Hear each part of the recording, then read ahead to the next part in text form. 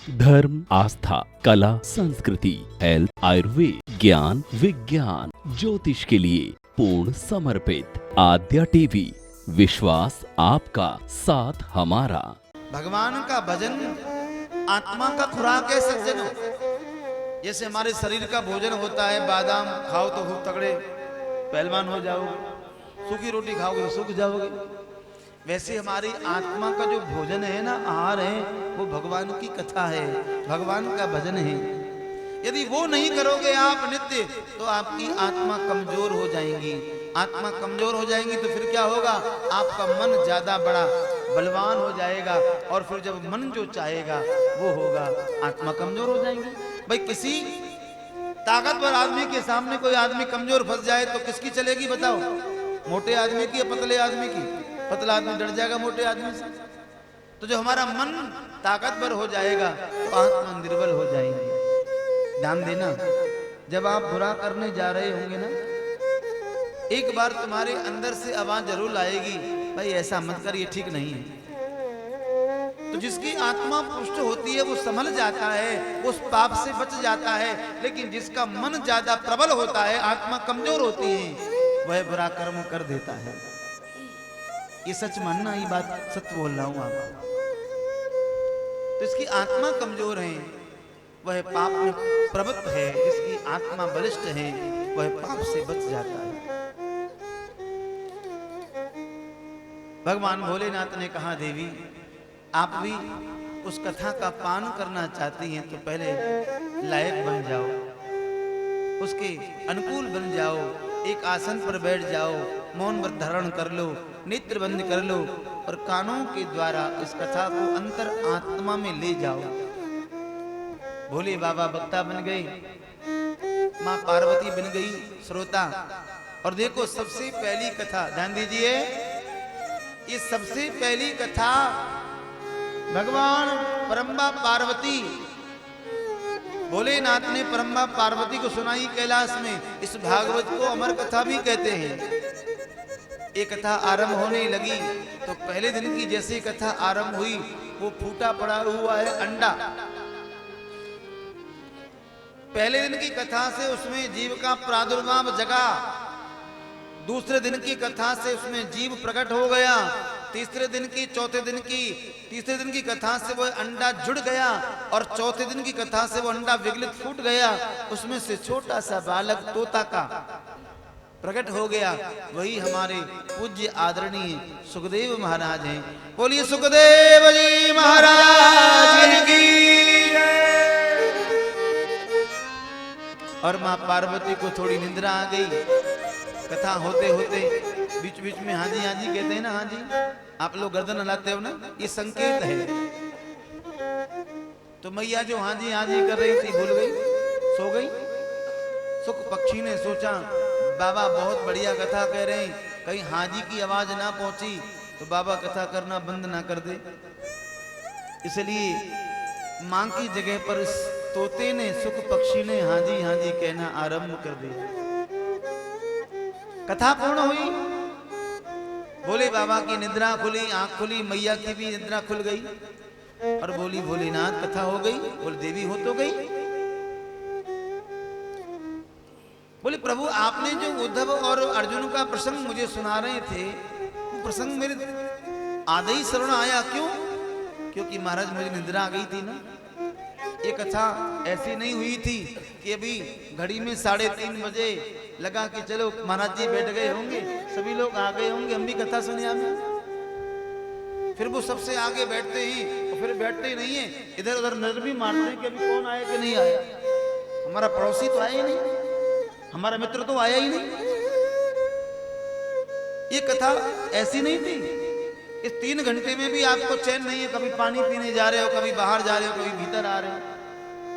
ये कथा तो निरंतर 7 दिन दिन रात्रि चलने, 1 सेकंड का भी उसमें गैप नहीं था, रुकाव नहीं था, ठहराव नहीं था। 7 दिन 7 रात्रि निरंतर कथा चलती रही है। तो स्वभाव की बात है, नींद आ गई होगी पार्वती मैया को। भोलेनाथ ने कहा तो देवी जी हाँ जी कौन कर रहा था? भोले बाबा ने मुड़कर देखा तो छोटा सा बालक तोता का ऐसे बैठा हुआ मौन अवस्था में भोले बाबा को लगा कुछ अटपटा, इसकी परीक्षा तो लूं। वाकई में जिस कथा को सुन लेता है वो अमर हो जाता है। ये बालक अमर हुआ है कि नहीं हुआ? भोले बाबा ने त्रिशूल उठा लिया, इस बालक को मारने के लिए दौड़े। ये बालक आगे आगे, भोले बाबा पीछे पीछे। और सत्य माने भागते भागते भागते भागते जैसे ही कैलाश पर्वत से नीचे उतर करके आए तो बद्रिक धाम आश्रम पड़ता है। और बद्रिक धाम आश्रम में श्री व्यास जी की पत्नी वीटिका रानी अपने बालों को सुखा रही थी। अकस्मात झमाई आई, ये हवा की तरह मुंह खुला और हवा के वेग के द्वारा पूज्य श्री सुखदेव स्वामी मात्र घर में जाकर के प्रविष्ट हो गए। जिसको भोलेनाथ भी नहीं मार सके ऐसे हैं सुखदेव स्वामी, जिन्होंने अमृत कथा को प्राप्त किया है भोलेनाथ के द्वारा। ऐसे अजर अमर भगवत स्वरूप कृपा के पात्र श्री सुखदेव स्वामी को कोटि कोटि प्रणाम। यम प्रव्रजंत मनपे तमपेत कृत्यम द्वैपायनो विरह का तरआजुहा पुत्रेति तन्मतया तरवो विनेदु तम सर्वभूतिर्दयम् मुनिमानतोस्मि।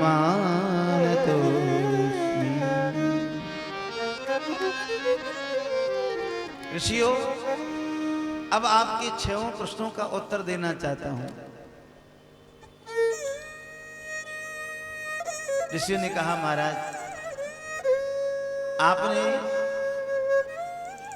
विधिवत जो प्रश्न किए वो एक एक मार्मिक है। पहला प्रश्न किया, ये मानव शरीर क्यों मिला?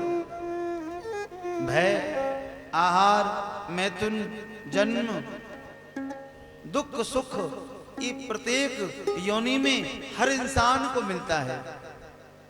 लेकिन भगवान ने फिर मानव ही क्यों बनाया? हमें गधा बना देता, वो कुत्ता बना देता हमको, सुगर बना देता हमको, तोता बना देता हमको। मानव क्यों बनाया? पाकर की ये मानव का तन किया नहीं हरि का वजन, फिर मानव तन पाने से क्या फायदा? मनुष्य जन्म अनमोल रे, तू माटी में न रोल रे। अब तो मिला है फिर न मिलेगा, कभी नहीं कभी नहीं कभी नहीं रे। मनुष्य जन्म अनमोल रे, तू माटी में न रोल रे। अब तो मिला है फिर न मिलेगा, कभी नहीं कभी नहीं कभी नहीं। मनुष्य जन्म अनमोल रे, तू माटी में न रोल रे। अब तो मिला है फिर न मिलेगा, कभी नहीं कभी नहीं कभी नहीं। दोनों हाथ उठा के भाव से ताली बजा के वृंदावन के हरिलाल की हो।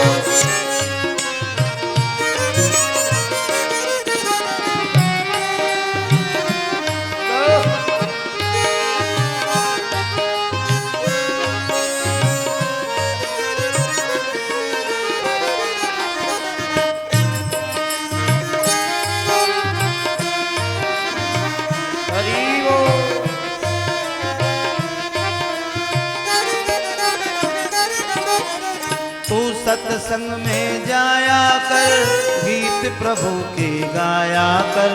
तू सत्संग में जाया कर, गीत प्रभु के गाया कर। तू सत्संग में जाया कर, गीत प्रभु के गाया कर। तू सत्संग में जाया कर, गीत प्रभु के गाया कर।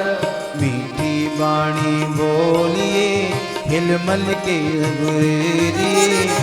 अब तो मिला है फिर न मिलेगा, कभी नहीं कभी नहीं कभी नहीं। अगर आपको हमारा ये वीडियो अच्छा लगे तो चैनल को सब्सक्राइब करें, साथ में बेल आइकन यानी घंटी को जरूर दबाएं, ताकि आपको हमारा नया वीडियो आप तक तुरंत पहुंचे। और लाइक और शेयर करना ना भूलें। देखते रहिए आद्या टीवी, विश्वास आपका, साथ हमारा।